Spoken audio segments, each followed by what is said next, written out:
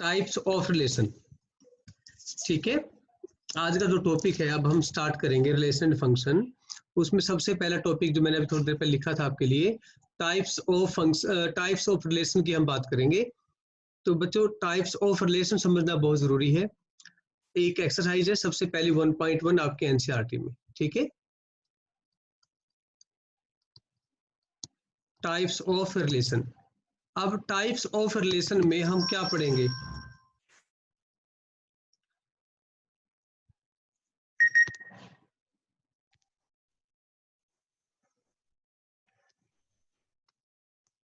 Types of relation में सबसे पहला जो टॉपिक है आपका, टाइप्स कौन कौन से टाइप की होंगी। हम इसको 3 कैटेगरी में डिवाइड करते हैं। ओके, एक होता है रिफ्लेक्सिव प्रॉपर्टी। सबसे पहले होती है रिफ्लेक्सिव प्रॉपर्टी, और दूसरी होती है आपके पास सिमेट्री। जो तीसरी होती है वो होती है ट्रांसिटिविटी कह लो या ट्रांसिटिव। और कोई भी फंक्शन, कोई भी रिलेशन सॉरी, अगर ये तीनों प्रॉपर्टी होल्ड करता है तो उसको हम बोलते हैं इक्विवेलेंस रिलेशन। इक्विवेलेंस रिलेशन, ये टॉपिक मैंने +1 में भी आप लोगों को करवा दिया था बच्चों को, इक्विवेलेंस रिलेशन। तो अब हमने पढ़ना है कि भाई रिफ्लेक्सिव प्रॉपर्टी क्या होती है, सिमेट्रिक क्या होती है, ट्रांसिटिव क्या होती है। ठीक है, as of all of us know कि भी जो रिलेशन है, अगर मैं रिलेशन की बात करता हूं, relation R, it is subset of A cross B. Relation on a set A to B is subset of A cross B. तो ए क्रॉस बी का सबसेट होगा ये। ठीक है,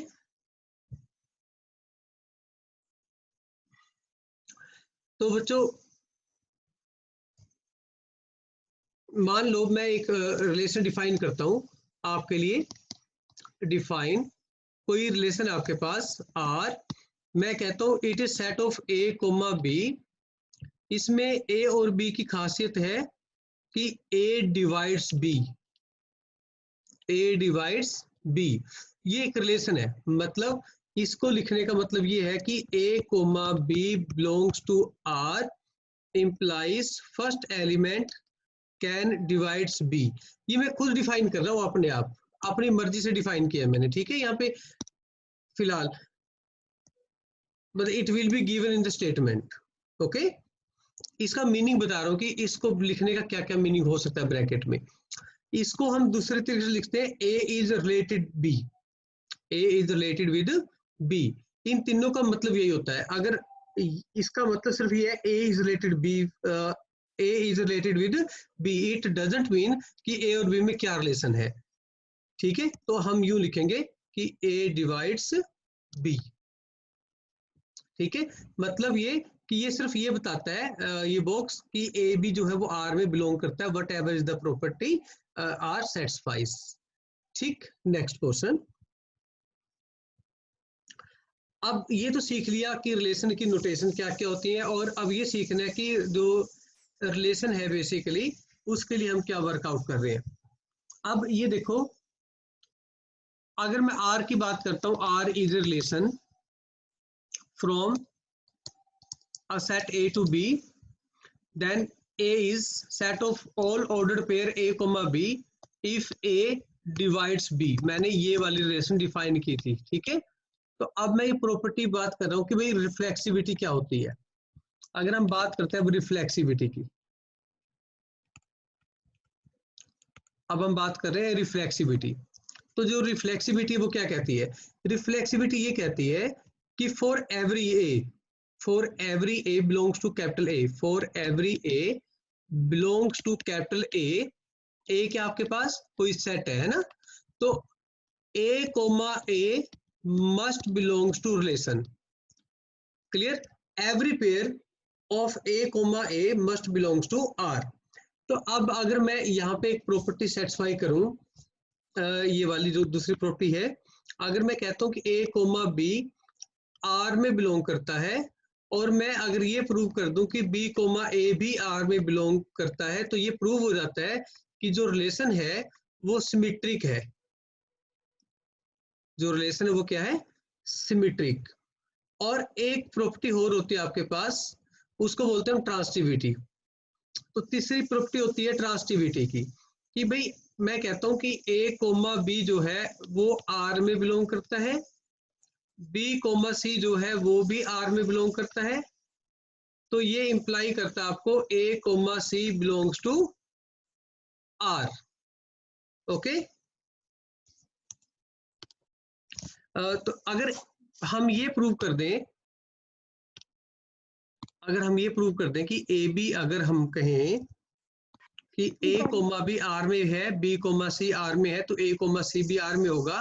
अगर हम ये चीज प्रूव कर दें, ओके, तो फिर ये प्रूव हो जाएगा कि जो हमारी प्रॉपर्टी है वो क्या है? ट्रांसिटिविटी। सॉरी, हाँ, ट्रांसिटिविटी। ओके, तो ये प्रॉपर्टी जो आपकी ट्रांसिटिविटी पे आ जाएगी बात। Okay, then R is known as transitivity. ये ट्रांसिटिव प्रॉपर्टी है। अब हम इन तीनों प्रॉपर्टी को वन बाय वन करके जो है कर लेते हैं यहाँ पे वेरीफाई। अब बच्चों सबसे पहले, अच्छा ये बताओ, एक सिंपल सी बात है, क्या 2 को डिवाइड करता है? बोलो संतोषी।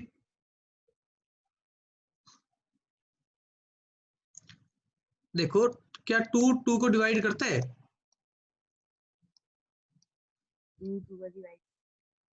नहीं, हाँ सर। बिल्कुल करता है बच्चों। Every real number divides itself. Okay, यहाँ पे अगर मैं यहाँ पे डिफाइन कर देता हूँ कि ए बी जो है ना वो भी रियल नंबर में है, कि यहाँ पे ए डिवाइड्स बी, तो वो सारी बात है यहाँ पे कि वही पेयर ले लिया जिसमें ए बी को डिवाइड करता है। तो every real number can divide itself. Okay, तो अब यहाँ बात करें हम ए डिवाइड्स ए, सिंस एवरी नॉन जीरो की मैं बात कर रहा हूँ यहाँ पे। अगर मैं बात करता हूँ यहाँ पे नॉन जीरो रियल नंबर, क्योंकि जीरो क्यों नहीं ले सकता? क्योंकि जीरो जीरो को डिवाइड नहीं कर सकता। Since every non zero real number can divide itself, ठीक है ना? Therefore A divides A, A divides A को डिवाइड करता है ना? तो अगर ए को डिवाइड करता है तो इसका मतलब ए कोमा ए जो है वो आर में बिलोंग करेगा। मेरी बात समझाई? तो ए में डिवाइड करता है, ये चीज।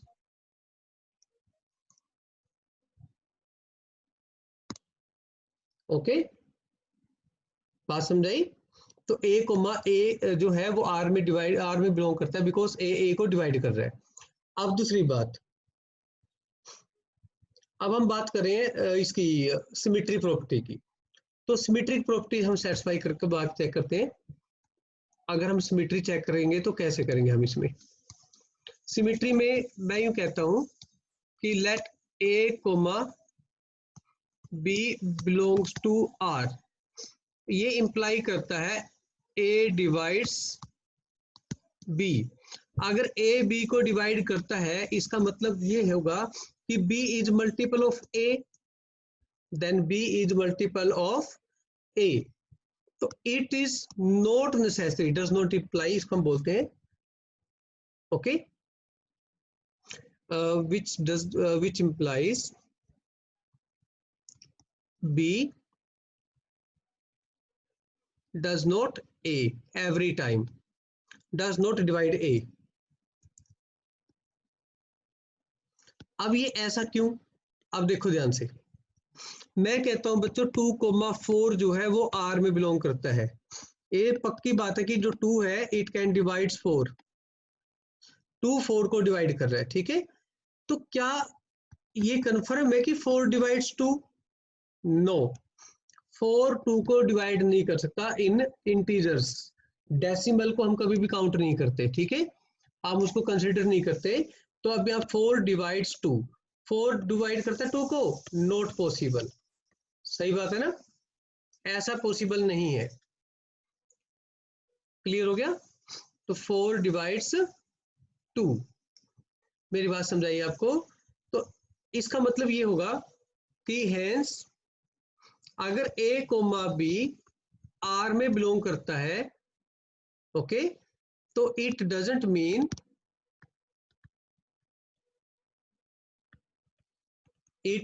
Mean B comma A belongs to R, है ना।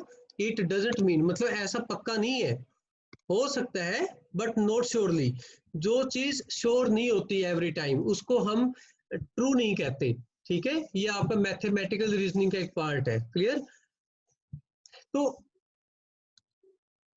hence R is not symmetric, are not symmetric under कौन सी कंडीशन, डिवाइड्स, डिविजिबिलिटी, ओके। इस नोटेशन के अंडर वो आपका सिमेट्रिक नहीं है, क्लियर। अब प्रॉपर्टी नंबर 3 की बात करते हैं। प्रॉपर्टी नंबर 3, प्रॉपर्टी नंबर 3 में आती है इसका जो नाम बेटा ट्रांसटिविटी। तो ट्रांसटिविटी में ये कहा कि भाई मैं कहता हूं कि सपोज 2 नंबर आ गए आपके ए बी, ये भी आर में बिलोंग करते हैं और बी कोमा सी ये भी आर में बिलोंग करते हैं। तो इससे ये पता लगा आपको कि ए डिवाइड्स बी, और जो इसमें इससे पता लगा कि बी डिवाइड्स सी। तो अगर मैं बात करूं ए डिवाइड्स बी की और यहाँ पे बात करूं बी डिवाइड सी की, तो अगर ए बी को डिवाइड करता तो मतलब B is multiple of A, B is multiple of A तभी डिवाइड करेगा ना वो। ऐसे यहाँ पे C is multiple of, clear, B is multiple of A. इसका मतलब ये होगा कि बी जो है वो ए के किसी मल्टीपल में होगा, लेट्स से K1, और जो सी है वो मैं लिख देता हूँ बी इंटू K2। जो K1 है बच्चों वो कोई इंटीजर है और जो K2 है वो भी कोई इंटीजर है। मेरी बात समझाई, तभी तो ये चीज पॉसिबल है। मतलब B is multiple of K1, C is also multiple of K2। तो अगर मैं इसको कंडीशन नंबर 1 और इसको कंडीशन नंबर 2 लिखूं तो आपको फ्रॉम 1 and 2 क्या पता लगा आपको, from 1 and 2 C is equal to या ए इंटू K1 और बी की वैल्यू पुट कर दी ना हमने, तो इंटू में K2। तो इससे ही पता लगा आपको कि A is equal to K1 into K2, और इससे पता लगा कि A is equal to some K। अब K1 K2 तो कोई इंटीजर है, okay, where K is K1 into K2, इन दोनों का प्रोडक्ट है जो कि इंटीजर होना चाहिए। दो इंटीजर का प्रोडक्ट भी इंटीजर होता है, ठीक। तो बच्चों अब हमने क्या प्रूव कर दिया, हमने प्रूव कर दिया कि C is multiple of A, C is multiple of A। इसका मतलब ये हुआ कि A can divide C, A can divide C। अगर A C को डिवाइड करता है तो क्या पता लगा आपको कि A कोमा C जो है वो किस में बिलोंग करता है बच्चों, R में। तो इसका मतलब ये हुआ कि hence R is transitive, R is transitive. देखो अंडर डिविजिबिलिटी जो हमारी रिलेशन है वो रिफ्लेक्सिव भी है, ट्रांजिटिव भी है, पर सिमेट्री नहीं है। तो कई बार एग्जाम में क्वेश्चन आ जाता है, give an example of a relation which is symmetric and transitive but not symmetry, which is reflexive and transitive but not symmetry. तो हम ये एग्जांपल दे सकते हैं, क्लियर। मैं रिकॉर्डिंग पॉज कर रहा हूँ बच्चों, अब मुझे बताओ किसी को कोई डाउट। Recording start. अब एक नई रिलेशन लिखते हैं हम, और इन जनरल ही लिखेंगे, कोई ऐसे रिलेशन मैं नहीं लिख रहा जिसमें एलिमेंट गिवन होंगे फिलहाल, समझने के लिए सिर्फ एक कंसेप्ट। उसके बाद फिर हम कुछ एग्जांपल लेंगे तो बहुत ज्यादा क्लियर होगा। मैं एक आर रिलेशन की बात कर रहा हूँ। R suppose we have an ordered pair of A comma B where a minus b is A minus B की जगह अगर हम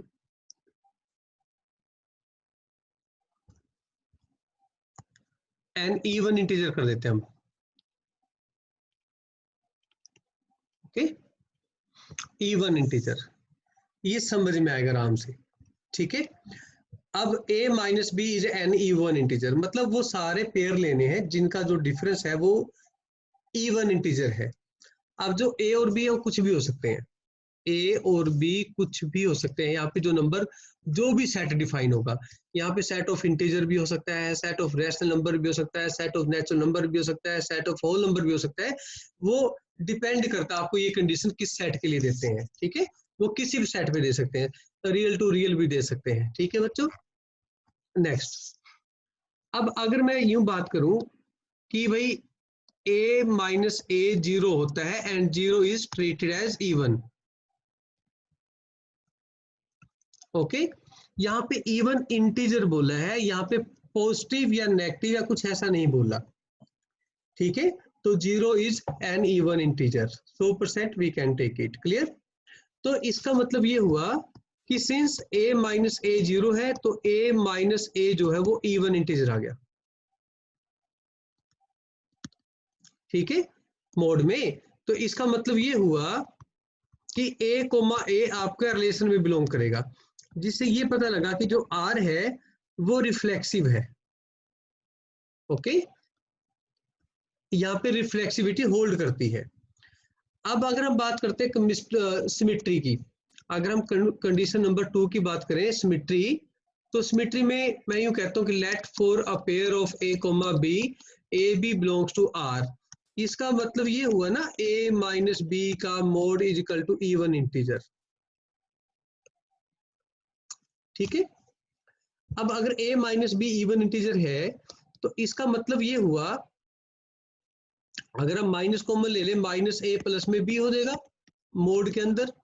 this is also an even integer, क्योंकि अभी तो मैंने कुछ किया ही नहीं भाई, मोड के अंदर माइनस का कोई इफेक्ट नहीं पड़ता, आप सबको पता है। तो माइनस ए प्लस में बी रह गया, this is also an even integer, यहाँ पे कोई प्रॉब्लम नहीं है। तो इसको मैं लिख सकता हूँ mod of B minus A which is also even integer. बेटा ये लिखने का अलग वे भी हो सकता है ना, ये जैसे आप सोचते हो you can write in your own way, but justification होनी चाहिए, ठीक है, उसका मीनिंग वेरी क्लियर हो।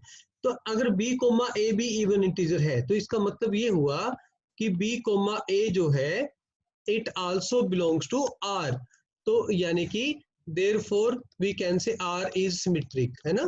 तो ये सिमेट्रिक प्रॉपर्टी यहाँ पे होल्ड हो गई, तो रिफ्लेक्सिव प्रॉपर्टी भी होल्ड हो गई और सिमेट्री भी होगी। अब चेक करते हैं भी ट्रांसिटिविटी की है बात कुछ,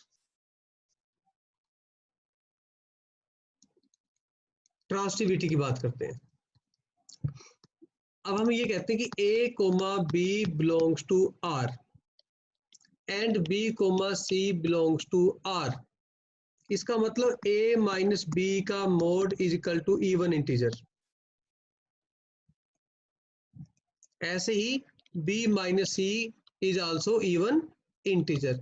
अब ये तो है नहीं कि दोनों सेम होंगे, अलग अलग भी हो सकते हैं, एक 2 एक 4, है ना, वो कुछ भी हो सकता है।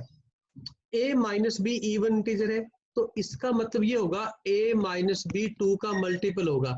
अब 2 का मल्टीपल आप k1 सपोज कर लो, b माइनस ये भी 2 का मल्टीपल सपोज ये k2 मान लो, ठीक है। तो अब मैं यूं कह रहा हूं बच्चों, ये कंडीशन नंबर 1 और ये कंडीशन नंबर 2, और यहाँ पे बताना पड़ेगा कि जो k1 और k2 है ये दोनों ही इंटीजर हैं। अगर ये इंटीजर नहीं होंगे तो ऐसा ट्रू नहीं होगा, clear. From 1 and 2, from 1 and 2 इन दोनों को ऐड करो, a minus B plus B minus C is equal to twice of k1 plus twice of k2। तो बेटा b से b कैंसिल हो गया, फिर आपके पास a minus C is equal to twice of k1 plus में k2, a minus C is equal to twice of k1 plus k2। तो इसका मतलब ये हुआ ना a minus C is also integer, कौन से वाला, इवन इंटीजर। क्योंकि k1 प्लस k2 भी तो इंटीजर होगा। तो अगर a minus C even integer है तो उसका मोड भी तो इवन इंटीजर होगा। क्लियर है?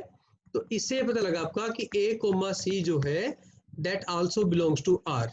तो thus r is also transitive. तो this can be example of a question कि find give an example of a relation which is symmetric, transitive, symmetric and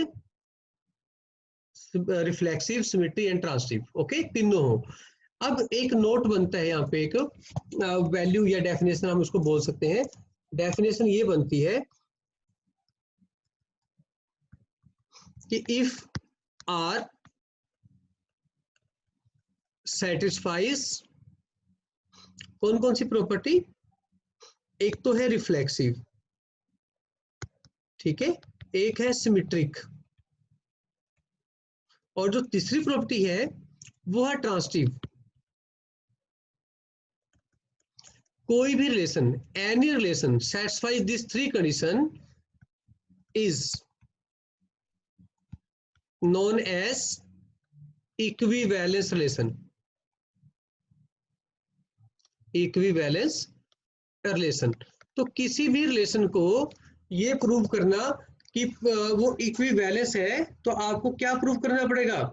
आपको प्रूव करना पड़ेगा कि वो रिफ्लेक्सिव भी है, वो सिमेट्रिक भी है, वो ट्रांजिटिविटी भी होल्ड करती है। तीनों कंडीशन अगर होल्ड करेगी तो उसको क्या बोलेंगे हम? Equivalence relation. अब इसका मतलब यहाँ पे दो एग्जांपल किए हमने। पहला किया अंडर डिविजिबिलिटी। तो अंडर डिविजिबिलिटी जो रिलेशन थी आपकी, वो सिर्फ रिफ्लेक्सिव और ट्रांजिटिविटी थी। क्योंकि वो रिफ्लेक्सिव और ट्रांजिटिविटी है, देयरफॉर वो इक्विवेलेंस रिलेशन नहीं है। But A minus B is reflexive, symmetry and transitive.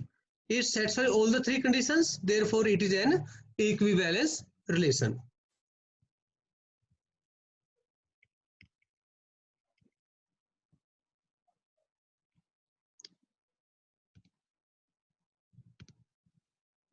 एक क्वेश्चन और करते हैं हम।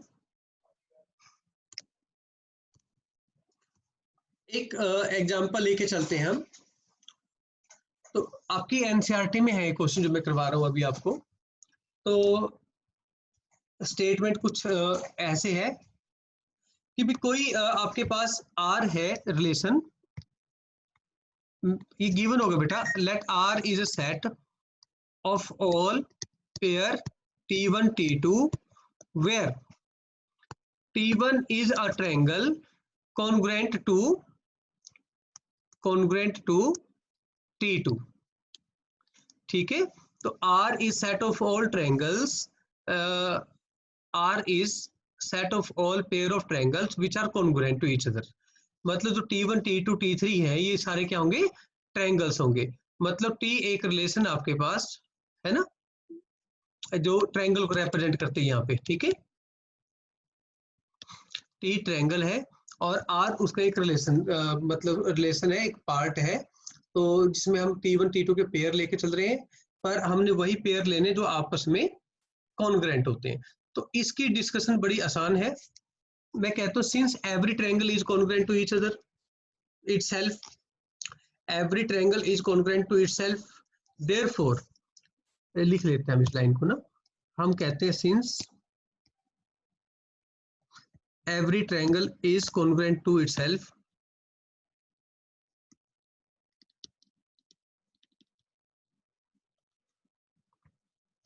since every triangle is congruent to itself,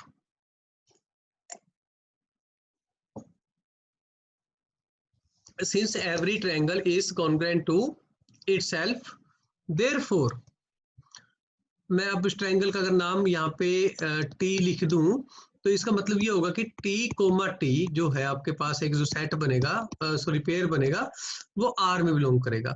तो अगर ऐसी कोई प्रॉपर्टी होल्ड होती है तो इससे ये पता लगा कि जो R है वो रिफ्लेक्सिव होगा। R क्या होगा? रिफ्लेक्सिव। अब एक और कंडीशन है ट्रायंगल की कि भाई देखो, सिंस अगर T1 कॉन्ग्रुएंट टू T2 है, okay, then T2 will also be congruent to T1। क्योंकि देखो, अगर दो ट्रायंगल कॉन्ग्रुएंट है तो उनके साइड भी सेम होंगे, उनके एंगल भी सेम होंगे। अगर T1 को हम T2 के कॉन्ग्रुएंट बोलेंगे तो T2 भी तो T1 के कॉन्ग्रुएंट होगा, therefore T2 is also congruent to T1। तो इससे एक खास बात ये पता लगा आपको, दिस इंप्लाइज कि T1 T2 अगर R में है तो ये इंप्लाई होगा कि T2 और T1 जो है वो भी R में होंगे। तो जिससे पता ये चलता है बेटा कि R जो है वो सिमेट्रिक होगी। R एक कंडीशन है विच इज सिमेट्रिक। अच्छा एक बात बताओ, तीन ट्रायंगल है, मैं यूं कहता हूं,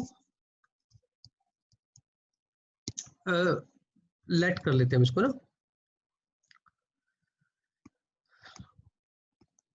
consider T1 comma T2 belongs to R and T2 comma T3 belongs to R। Suppose ऐसा हो गया तो T1 जो है कॉन्ग्रुएंट होगा T2 के, एंड जो T2 है वो कॉन्ग्रुएंट होगा T3 के। तो इससे तो ये पता लगा ना आपका कि T1 is congruent to triangle T2 and also congruent to triangle T3। T1 के सारे पार्ट T2 के इक्वल है, तो T2 के सारे पार्ट T3 के इक्वल है, तो T1 किसके इक्वल होगा? T3 के। तो इससे ये पता लगा आपका कि T1 is also congruent to T3। अगर ऐसा हुआ तो क्या बात बनेगी भाई? T1 comma T3 is an element of R। तो अगर ऐसा हम प्रूव कर देते हैं तो क्या प्रूव होता है? R is transitive. अब ये जो कंडीशन थी यहाँ पे कॉन्ग्रुएंसी वाली ट्रायंगल्स की, तो इसने ये प्रूव कर दिया कि जो R है it follows all the three conditions, therefore it is equivalence condition. तो ये तो अगर पूछा जाएगा तो लिखना है आपने, जो पार्ट पूछा जाए वो करना है। कई बार एक नंबर का क्वेश्चन आता है तो एक ही पार्ट पूछा जाता है, जो पार्ट आपसे पूछा जाता है बस वही करना आपने, ओके। तो this also implies that R is equivalence relation.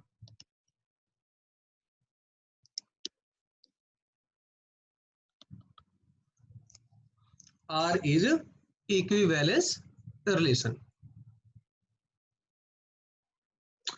अब आपके पास जो सिस्टम बनता है, एक और एग्जांपल लेते हैं। चलो अब ट्रायंगल से आप स्ट्रेट लाइन का ले लेते हैं, ठीक है। अब एक एग्जांपल लेते हैं स्ट्रेट लाइन का। तो आपके पास मान लो कोई एक बड़ा सेट है जिसमें सारी लाइन है, बहुत सारी लाइंस है।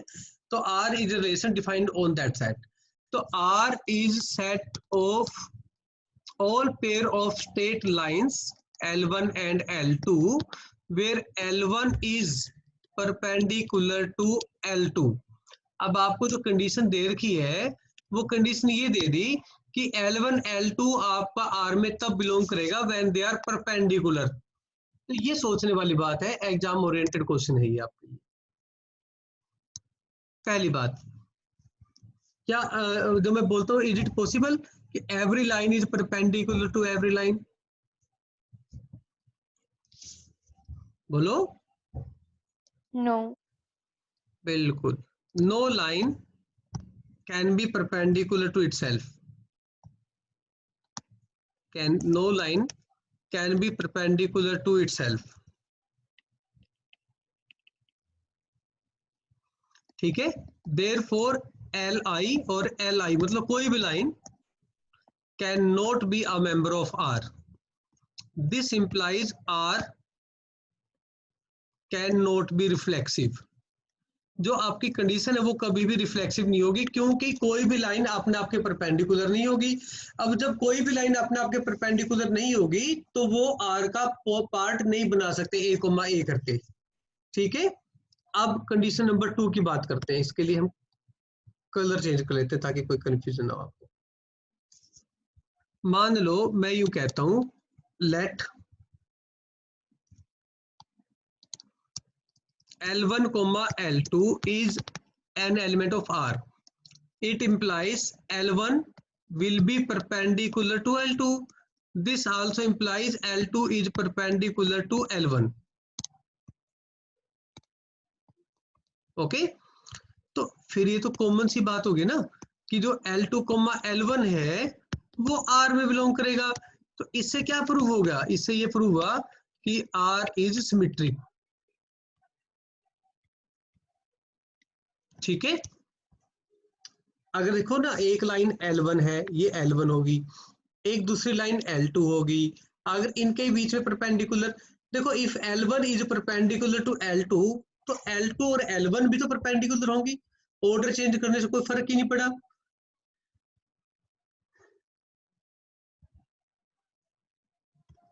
कंडीशन नंबर 3, अब बात करें ट्रांसटिविटी की।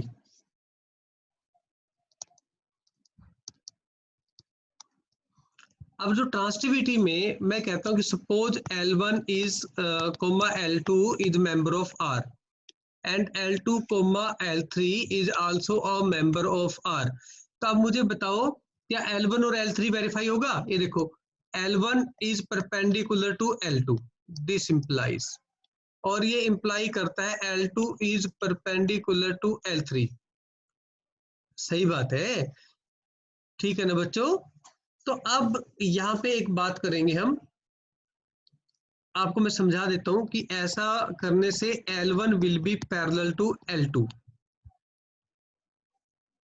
ठीक है, अब वो कैसे बना मैं वो लिख के दिखा देता हूँ एक बार आपको। बट जैसे इन दोनों को अगर मैं कंबाइन करूंगा तो L1 perpendicular to L2, but L2 is L2 that is perpendicular to L3।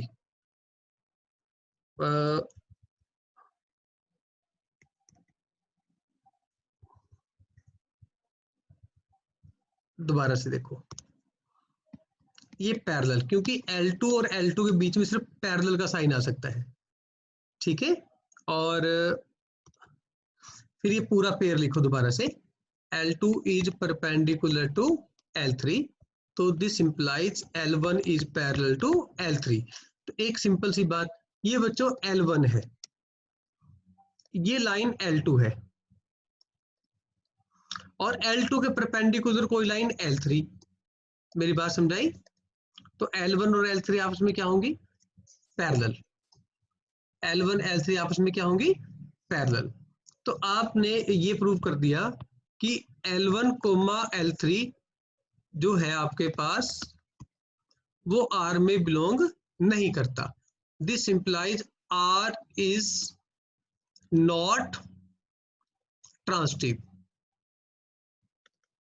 ये आपको ध्यान देना है। तो आप कुछ ऐसे 4-5 एग्जांपल, आपके एनसीईआरटी में बहुत सारे क्वेश्चन होंगे, और अदरवाइज भी आप खुद भी बना सकते हो अगर पॉसिबल फॉर यू, कि एक आप ऐसे एग्जांपल रखो कि जो सिमेट्रिक हो, ट्रांसटिव हो, रिफ्लेक्सिव ना हो, रिफ्लेक्सिव हो, सिमेट्रिक हो, ट्रांसटिव ना हो।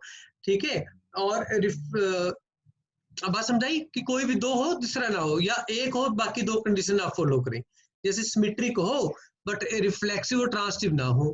तो ऐसे आप एग्जांपल्स जब आप क्वेश्चन करेंगे तो उनकी स्टेटमेंट के साथ उनको आप याद करो। ठीक है, चलो एक अब क्वेश्चन करें हम, वो आप कर सकते हो। ठीक है, बड़ा आसान है, इस तरह के क्वेश्चन थोड़े से ये रहते हैं। तो एक एग्जांपल है आपके पास, ये भी आपकी बुक का क्वेश्चन है कि एक सेट है 1, 2, 3, ये कोई सेट है आपके पास। R is a relation from this set on this set, okay, and R जो है आपके पास वो है 1, 1, 2, 2, 3, 1, 2 और 2, 3। तो इसका मतलब ये कि यहाँ पे 1, 2, 3 और यहाँ पे भी भाई 1, 2, 3। तो अब जो रिलेशन है आपकी वो इन दोनों के बीच में है। ठीक, पहली कंडीशन, अगर मैं पहली कंडीशन की बात करूं तो पहली कंडीशन का नाम क्या है? रिफ्लेक्सिविटी।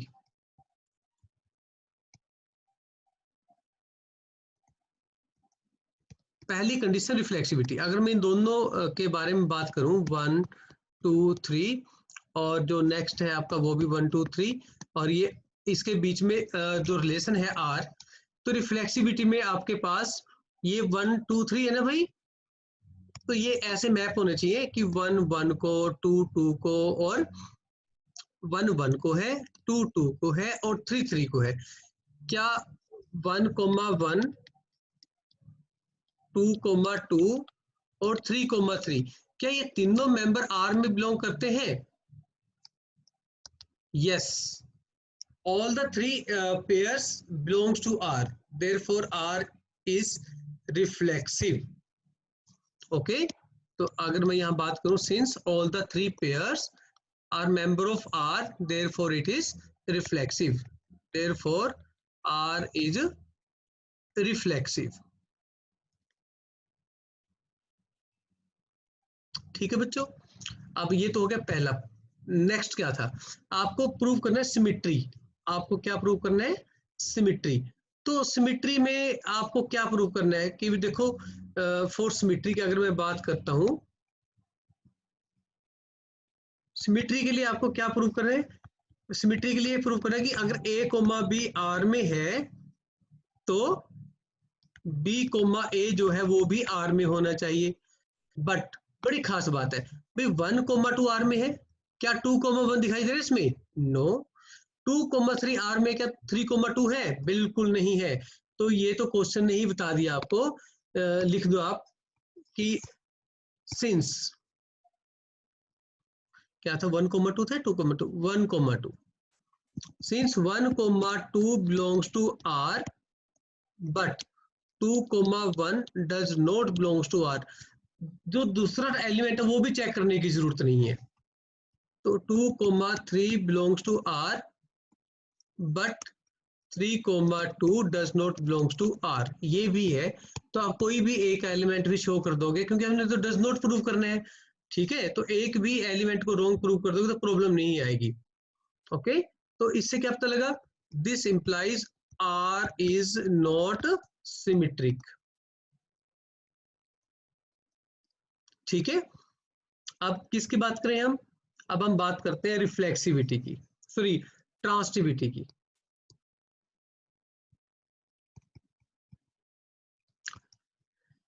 अच्छा, एक अभी देखो यहीं से बात करते हैं हम, ये जो दिख रहा है यहीं से बात करते हैं, 1 2 2 3 है ना, इसकी बात करते हैं।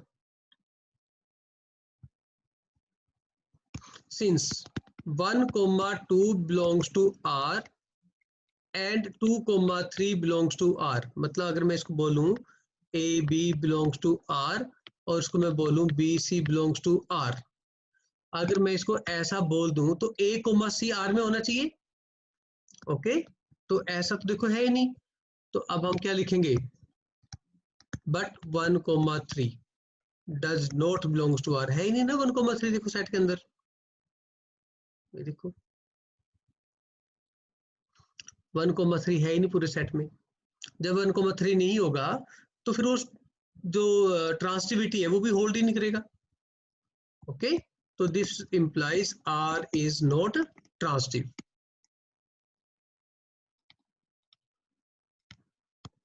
क्लियर है? बात समझाइए आपको? किसी ने कुछ पूछना बच्चों? सर बोलो बोलो बोलो। सर इसी सेट पे ना, हाँ, सेट ए पे क्वेश्चन मैंने पढ़ा था कि स्मॉलेस्ट इक्विवेलेंट सेट बनाओ, तो वो कैसे बनाओ? मतलब आपको एक ऐसा सेट बनाना है कि उसमें सारे जो प्रॉपर्टी है वो होल्ड करें, है ना। तो सबसे अच्छा सेट ये बन गया इसका आपका ना, 1 1 2 2 और 3 3। आप ये भी बना सकते हो, सिंपल ये एलिमेंट लेके चल सकते हो आप, फिर जो बाकी प्रॉपर्टीज है वो ओबियस हो सर बट जाएंगी। ये ट्रांजिटिव कैसे हुआ? इसमें एलिमेंट ही नहीं है, वो शो ही नहीं किया हमने, एम्प्टी सेट ले लिया उसके बाद। ठीक है, अगर हम बनाना चाहेंगे, नहीं सर, ये ट्रांजिटिव कैसे हुआ फिर? नहीं ट्रांसिटिव इसलिए नहीं हुआ, तो मतलब ट्रांसिटिव इसलिए हुआ कि अगर हम उसको ब्लैक लेके चलेंगे, अगर वो बोलते कि प्रॉपर बना के प्रॉपर सेट बनाओ साथ में, है ना, तो फिर आपको एलिमेंट वो लेने पड़ेंगे। क्या बोलते हैं कि 1 अगर 2 को अप्रोच कर रहा है और 2 3 को अप्रोच कर रहा है तो 1 3 भी आपको शो करना पड़ेगा। और फिर खुद पेयर बनाने पड़ेंगे आपको। अब जैसे एलिमेंट तो 1 2 3 है ना, एलिमेंट तो 1 2 3 है ना, तो 1 से 2 गया, जो पेयर पॉसिबल है, जो पेयर पॉसिबल है वो सारे पेयर बना के आपको फिर एक टेबल बनानी है, टेबल बना के वर्कआउट करना पड़ेगा। अब देखो बच्चे, एक टेबल बना लो, मैं बताता हूँ आपको कैसे करना है।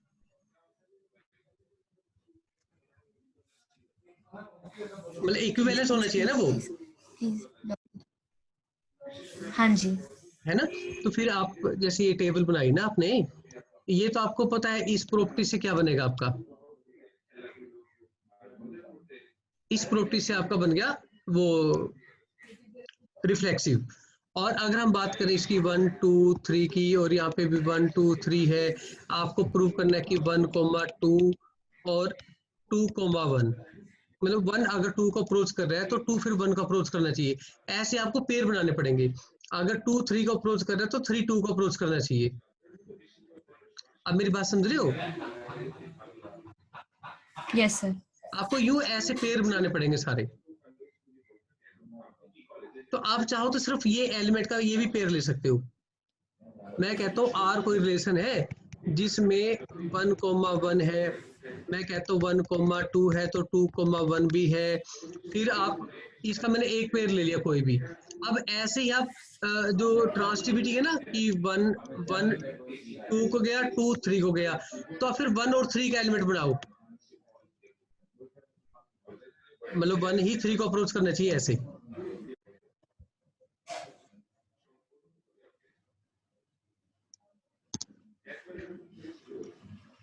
समझाया नंदी? Yes sir. जैसे बेटा आपने कर दिया ना कि 1 2 को अप्रोच किया, ठीक है, और 2 3 को अप्रोच किया, तो 1 अप्रोच टू 3, मतलब जो 1 है उसका भी पेयर आपको बनाना पड़ेगा 3 के साथ।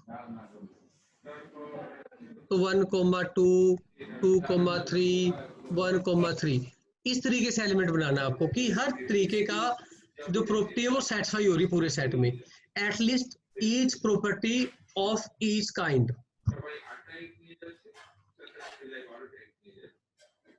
बात क्लियर हो गई? तो वो स्मॉलेस्ट होता है। इसमें जो बाकी रिलेशन है वो सारी एम्प्टी है, इसको आप प्रॉपर नहीं बोल सकते, इनको हम ट्रिवियल बोलते हैं। ठीक है, तो ये इस तरीके से आपको सेट बनाना है, मतलब सारी प्रॉपर्टी आपको होल्ड करवानी, तो कोई भी एक एक करवा सकते हो आप।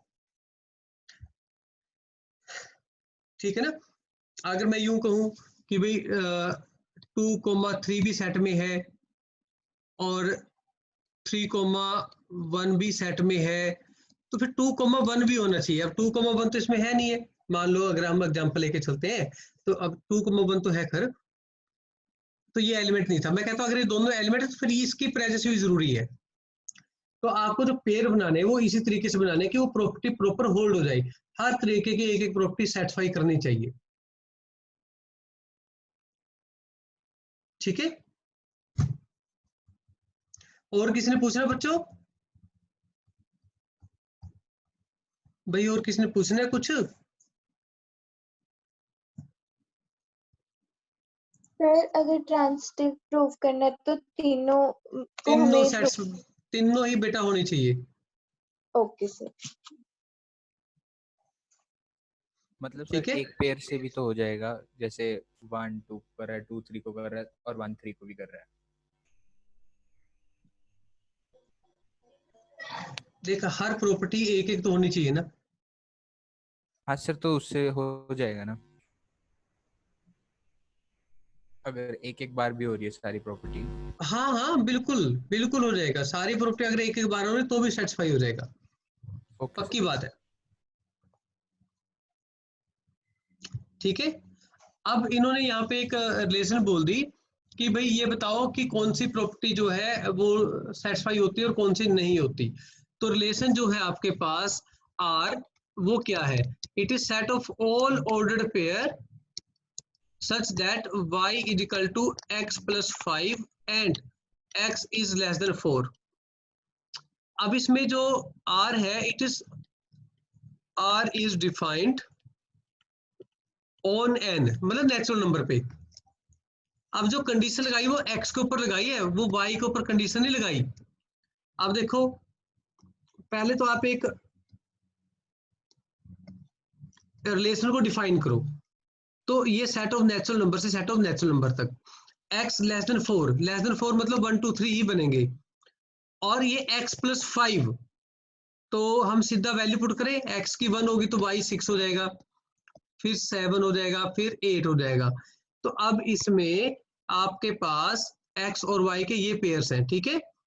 तो कौन कौन से पेयर बने भाई, कौन कौन से पेयर बने इसमें? मैंने 1 2 3 4 5 सारे नहीं लिखे, आप इसमें लिख सकते हो। मैं सिर्फ डोमेन और रेंज लिखी कन्फर्म वाली, कि 1 6 को अप्रोच करता है, 2 7 को करता है, 3 8 को करता है। जो आर प्रॉपर्टी है ना पी, वो है 1 2 6 2 2 7 और 3 2 8। अब ये प्रॉपर्टी के बारे में बताओ, क्या ये रिफ्लेक्सिव है? No sir. नो, क्योंकि x can not be equal to x plus 5, मतलब a कोमा a ये इक्वल ही नहीं है आपस में। 1 और 6 2 और 7 है ना, ये इक्वल ही नहीं है। अगर ये इक्वल होंगे तभी तो a कोमा a होगा, यानी कि a कोमा a आर में बिलोंग नहीं करता। क्यों नहीं करता?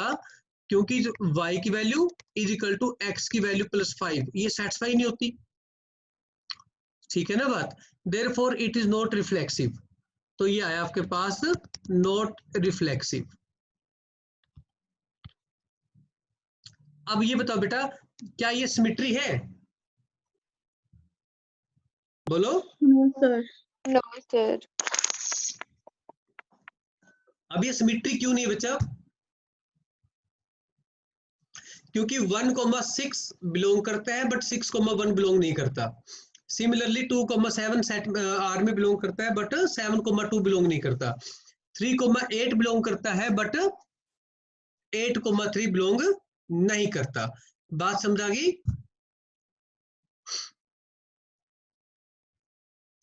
अब ये बताओ, क्या ये ट्रांसिटिव है?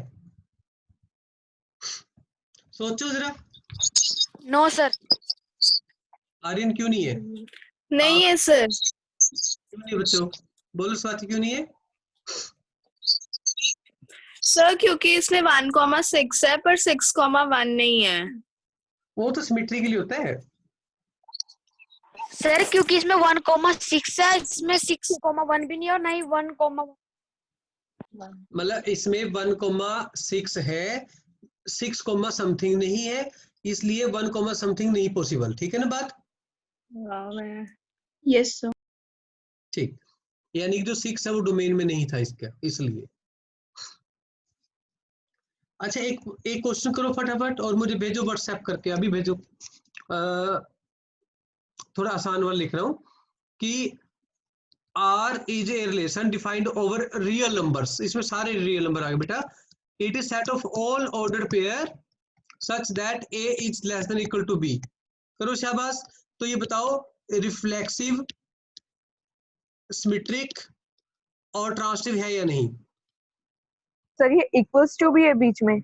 हाँ, इक्वल टू भी है। थोड़ी राइटिंग मेरी अच्छी है ना, इस करके। करो बच्चों फटाफट, मैं पॉज कर देता हूँ तब तक ना। ऑन ए सेट 1 2 3, 1 2 3 पे एक रिलेशन डिफाइन की। The relation is now given by 1, 2, 2, 1। चलो अब बताओ मुझे ये क्या क्या है और क्या क्या नहीं है। बोलो बेटा। रिफ्लेक्सिव, सिमेट्रिक और ट्रांसिटिविटी। रिफ्लेक्सिव नहीं है, सिमेट्री है। सर सिर्फ सर सिर्फ सिमेट्रिक है। सिमेट्रिक है। सिमेट्री है बस।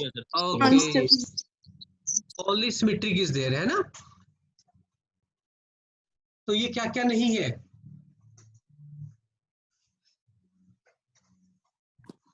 रिफ्लेक्सिव। ओके जी, और ट्रांसिटिव। आपको ये सारा समझ आ गया मतलब?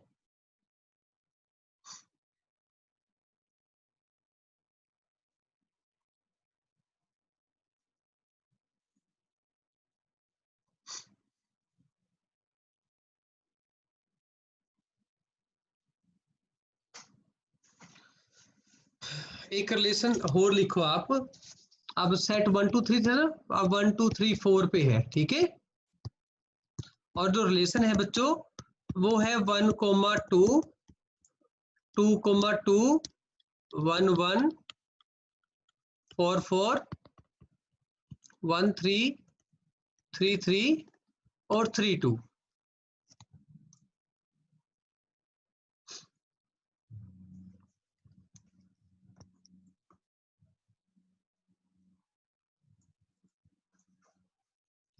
बताओ बेटा ये क्या क्या क्या नहीं है?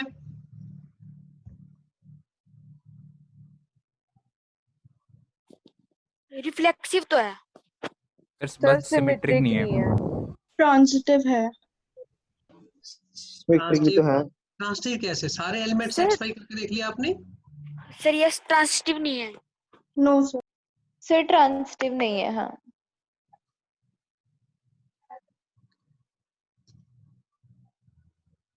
सिमेट्रिक है? नहीं सर। No sir. नहीं है, सिमेट्रिक नहीं है, क्योंकि 1 2 है, 2 1 नहीं है, 1 3 है, 3 1 नहीं है, ठीक है। सर ट्रांजिटिव है। ट्रांजिटिव है, बताओ कैसे? 1,3 और नहीं है। 1,2 नहीं है बेटा, देखो 1 1 3 है, 3 1 2 है, तो 1 2 भी है, 1,2 हाँ हाँ है। ठीक है। सर जी है कि नहीं है? है।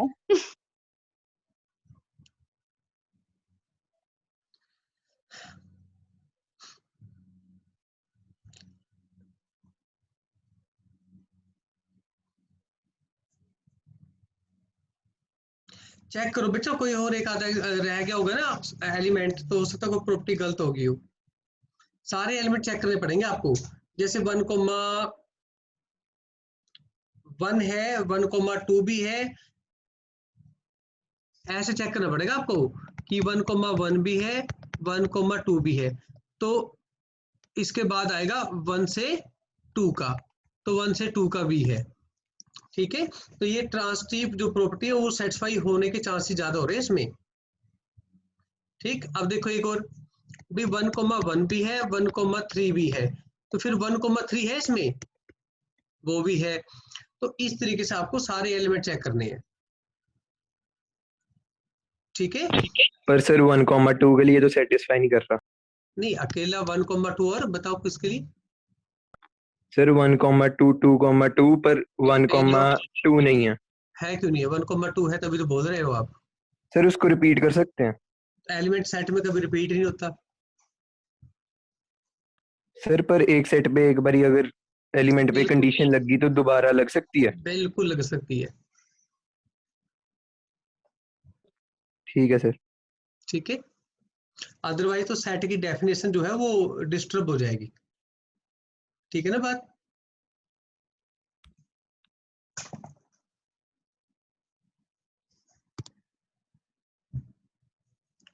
और इसके बाद बच्चों एक क्वेश्चन और लिखो आप ना। आपको समझ आ गया ना कैसे चेक करना है? नवनीत समझ आ रहा है आपको?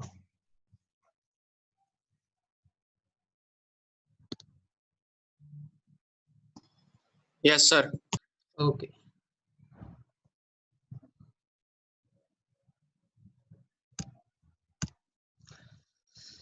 एक क्वेश्चन और करते हैं बच्चों, वो भी आप मेरे को करके दिखाओ।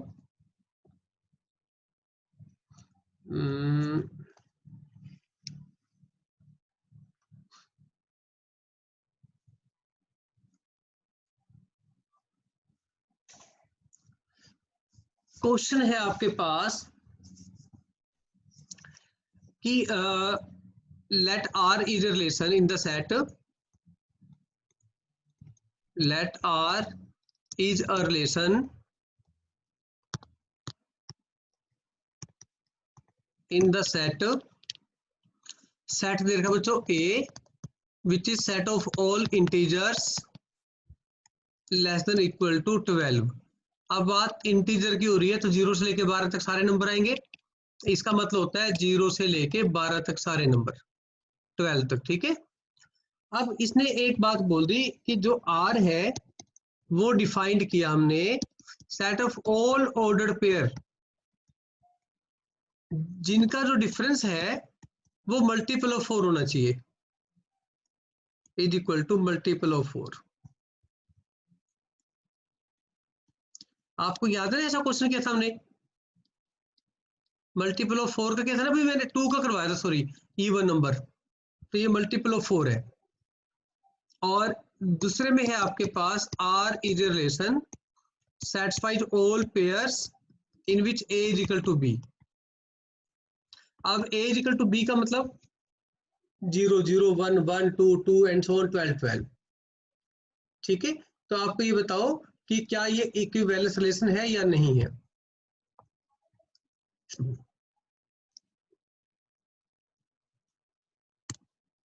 करो, मैं पॉज कर देता हूँ, तब तक 2-3 मिनट ना आप करो फटाफट।